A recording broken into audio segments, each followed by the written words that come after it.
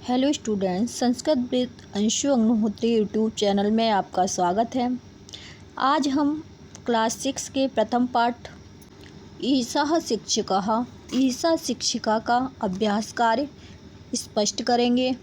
एक प्रश्न पर आप अपना ध्यान केंद्रित करें जिससे आप प्रश्नों के उत्तर सरलता से दे सकें। तो पहला प्रश्न है आपका बहुवचने परिवर्तित, बहुवचन में बदलिए, यानी कि प्रश्नों को बहुवचन में बदलिए। तो पहला प्रश्न है आपका ईशः लेखिका। यह एक पुल्लिंग शब्द है। इसमें एक वचन सर्वनाम का प्रयोग किया गया है। ईशा लेखिका, ईशा का बहुवचन एते होता है। लेखिका, लेखिका का लेखका। ईशा लेखिका, एते लेखिका। ईशः वृक्षः, एते वृक्षः। ईशः सैनिकः, एते सैनिकाः। ईशः नायकः, एते नायकाः। अब है एषा लेखिका। एषा लेखिका स्त्रीलिंग शब्द है, तो एषा का बहुवचन होगा एताः, एताः लेखिका। एषा लता, एता लताः। एषा कलिका, एताः कलिकाः। एषा माला, एताः माला। नृत्यति, नृत्यति का बहुवचन होगा नृत्यन्ति। गायति का बहुवचन होगा गायन्ति। सीव्यति का सीव्यन्ति। गायति गायन्ति। रक्षति रक्षन्ति। शिक्षयति शिक्षयन्ति। अगला प्रश्न है आपका परस्पर मेलनम कुरुत, परस्पर मेल कीजिए और लिखिए। सैनिका रक्षति, देखिए सैनिक क्या करता है, सैनिक रक्षा करता है, तो सैनिका रक्षति। शिक्षिका, शिक्षिका शिक्षयति। नर्तका नृत्यति। शौचिकः सीव्यते। गायिका गायते। लेखिका लिखते। दिए गए खाली जगह में आपको सही जोड़े को लिखकर प्रश्न को पूरा करना है। अगला प्रश्न उचित सर्वनाम का प्रयोग करके वाक्य पूरी कीजिए।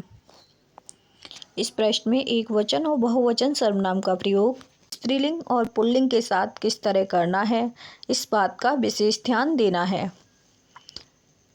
बालिका हसन्ते, यह बहुवचन पुल्लिंग है, तो इसके साथ बहुवचन सर्वनाम एते का प्रयोग होगा।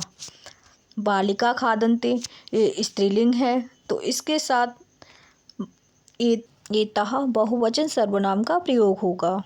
एता बालिका खादन्ते। एषः छात्रा नमन्ते, यह एक वचन है, तो इसके साथ एषः का प्रयोग किया जाएगा। छात्रा वदते। एता छात्रा वदते। एताः शिक्षिकाः शिक्ष्यन्ते। एते सैनिका रक्षन्ते। एषः शौचिकः सीव्यते। अगला प्रश्न है वाक्यों को बहुवचन में बदलिए। एक वचन को बहुवचन में कैसे बदलते हैं, इसको आप बड़े ही ध्यान से देखेंगे और प्रश्नों के उत्तर लिखेंगे। पहला प्रश्न है एषः सैनिका रक्षते। एषः का बहुवचन होता है एते। सैनिकाः सैनिकाः। रक्षते रक्षन्ते। एते सैनिकाः रक्षन्ते। एषा शिक्षिका शिक्ष्यते। एषा का बहुवचन होता है एताः। एताः शिक्षिकाः शिक्ष्यन्ते। एषा गायिका गायति। एते गायिका गायन्ति। एषा लेखिका लिखति। एता लेखिका लिखन्ति। एषः नर्तका नृत्यन्ति। एते नर्तका नृत्यन्ति। एषा लता फलति। एताः लताः फलन्ति। अगला प्रश्न है उचित अव्यय पद से रिक्त स्थान पूर्ति कीजिए। तो अव्यय पद क्या होते हैं, पहले तो आपको ये जानना है। तो अव्यय पद वे शब्द होते हैं जो वाक्य में प्रयोग होने पर भी अपना रूप नहीं बदलते, अर्थात लिंग वचन कारक आदि के कारण जिनमें कोई परिवर्तन नहीं होता है। इन्हें अविकारी शब्द भी कहते हैं, जैसे आम, नहीं, न, किम, यदा, कदा, सह, त्वम, अहम आदि।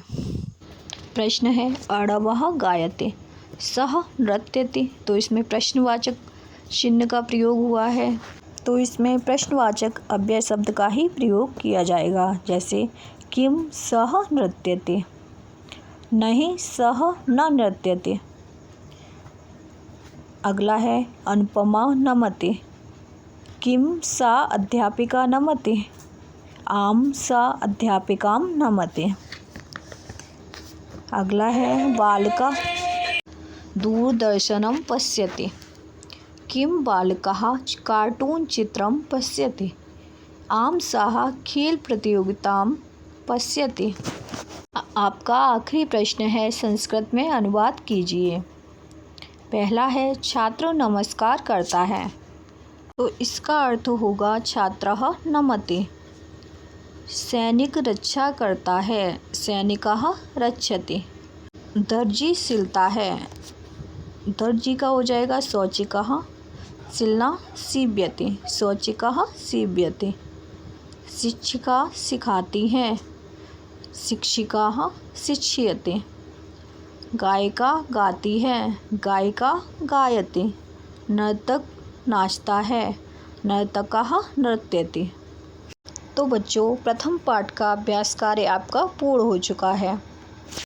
तो आने वाली सभी वीडियो देखने के लिए चैनल को लाइक और सब्सक्राइब ज़रूर करें। धन्यवाद।